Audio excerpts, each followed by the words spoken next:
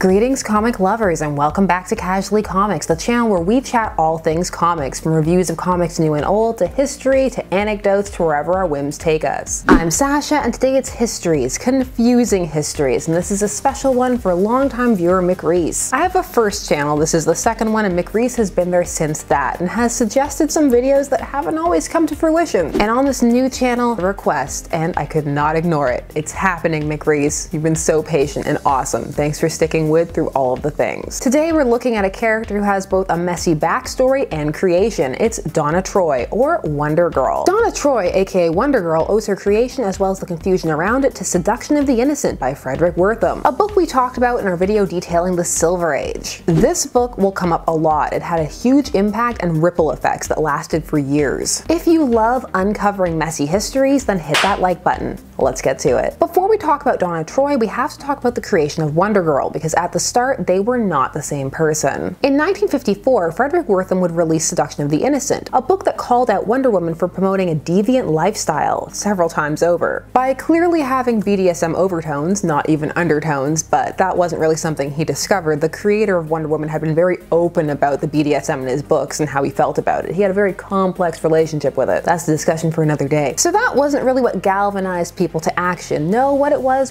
his claims that she was a lesbian. And he wasn't the only one making these claims, but he was the loudest. His book and his assertions came about at the right time, or rather the wrong time, the perfect storm of a time. He postulated that she was a lesbian and a poor role model for girls and something terrifying for boys. I have receipts. I will never pass up a chance to dramatically read a Wertham quote. I even picked a different one for you, so also if you missed Silver Age, go back and check it out because we got different quotes. You know the deal. If you missed it, card, link. Wonder Woman is physically very powerful, tortures men, has her own female following, is the cruel phallic woman. While she is a frightening figure for boys, she is an undesirable ideal for girls, being the exact opposite of what girls are supposed to be. Now, as mentioned, Wertham wasn't the only one who had similar ideas to this. However, his came about right when the crux of fear surrounding comic books was running rampant because of juvenile delinquency and because of all the EC comics as well. He just piggybacked right on top of all of that. So after helping to start the Silver Age, the second dawn of heroes, some changes happened to Wonder Woman as a result of all this. Not wanting to run into trouble because of all the scrutiny on Wonder Woman now, DC decided to make her comic more family-friendly. Less bondage, more sidekicks, and more hanging out with her mom. So Wonder Girl first appeared in Wonder Woman Volume 1, number 105 in 1954, in a story called The Secret Origin of Wonder Woman, which would retcon her as not being originally made out of clay, but that would be re-retconned in 1966. Very quick retcon. However, here it was established that Wonder Girl was a teenage version of Diana, just like how Superboy was a teenage version of Clark over in his books, before a lot of other things happened. That used to be his backstory. Through some Silver Age magic, Wonder Woman would find herself going on adventures with her teenage self and also with her toddler self, who was known as Wonder Tot. From Wonder Woman Volume 1, 124 in 1961 onwards, these characters would appear frequently. But here's the issue. Something would begin to happen, such as in issue 123. Wonder Girl would be referred to as if she were a completely separate character. So someone different from Diana, because she would refer to Hippolyta as mother and sometimes to Diana as sister. This could lead to the assumption by many who were just say casually picking up the book that Wonder Girl was Wonder Woman's sister, her little sister. This was what happened when Bob Haney and the creative staff surrounding him at DC decided to create the Teen Titans. They were working on The Brave and the Bold, a team-up book DC was running featuring all kinds of superhero team-ups, and they decided to create an all-sidekick team to connect with the youths. Greetings, fellow youths. They were galvanized because of all the success they saw Marvel having with the teenage audience, so they knew you could get it. They had been having massive success since 1962 because of Spider-Man. So when it came to grabbing sidekicks for the team, they just went with who are the most popular heroes and who are the best sidekicks. Sorry, Speedy. Speedy didn't make the cut at first. So who did they grab? They grabbed Robin,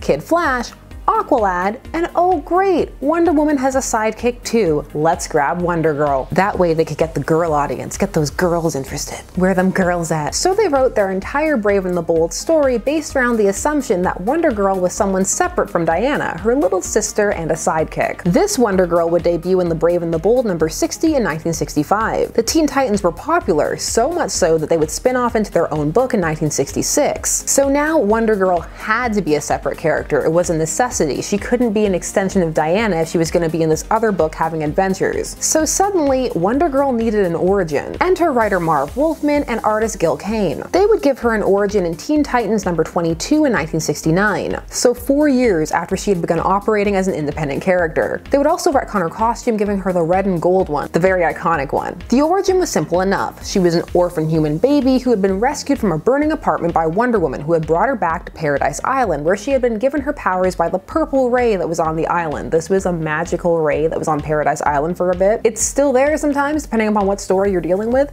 It was first used to heal Steve Trevor. Problem solved. Only not at all, because her lack of origin would continue to haunt her for years to come. It would always cause confusion around her on a company level, and for some on a reader level, depending upon when they jumped in. On a company level, there's always a bit of unease surrounding sidekicks, because in the comic book medium, their mentors never really go away, or at least they used to sometimes, but they've all since come back. So what do you do with these characters? For me, I say give them their own stories, but I will keep my salt to myself. You've already had your daily intake. Donna Troy would have more than one plot dedicated to her origin, such as Who is Donna Troy? This would expand upon her origin in the new Teen Titans run in the 80s. However, here's the thing, Donna's origin is always intrinsically tied in some capacity to Wonder Woman's. Not that she has to be involved with her, as you will see in a little bit, but that if Wonder Woman gets retconned, then Donna Troy inevitably gets retconned as well. So when Crisis on Infinite Earths happened in 1985 and Wonder Woman's origin was retconned, Donna's was retconned also by proxy. This happened in the tale Who is Wonder Girl, different than the first Who is Donna, which had happened a year before Crisis. Now she no longer had direct ties to the Amazons at all. She had never been rescued by Wonder Woman. Instead, she was linked to the Titans of myth. It was a Titan who saved her from the fire, and she was raised on New Kronos, where she had been named after a Greek city and given superpowers, but then had been stripped of her memories and put back on Earth to await destiny. At the end of this arc in 1989, Wonder Girl would change her name to Troya, because really, since she had no connection to Wonder Woman anymore, there was no reason for her to keep that Wonder Girl moniker. But we weren't done yet. It kept changing. The late 90s would see her transformed into a magical duplicate. This duplicate was of the young Princess Diana. This was to pay homage to her first ever creation before she was a separate character. Now she had been created to be a playmate for Diana since she was the only child on the island, which had since been renamed from Paradise Island to Themyscira. But this Donna was kidnapped and cursed to live out various versions of her life.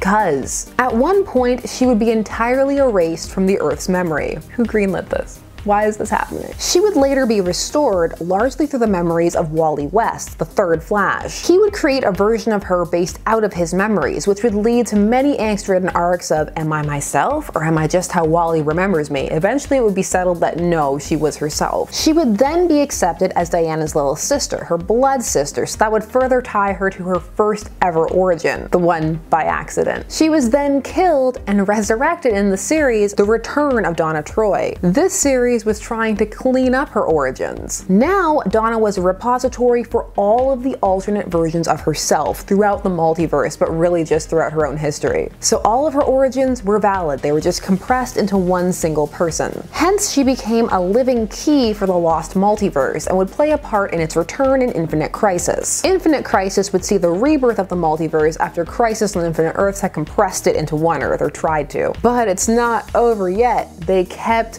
tweaking. Eventually, all that being erased from existence never happened, and she had instead been a magical duplicate kidnapped and placed in suspended animation, where she would be freed by Diana and taken to Themyscira. Then, DC rebooted its entire universe with the New 52. Well, not so new anymore, back in 2011. Barry Allen did this. This is Barry's fault. Should have stayed dead. Oh my gosh.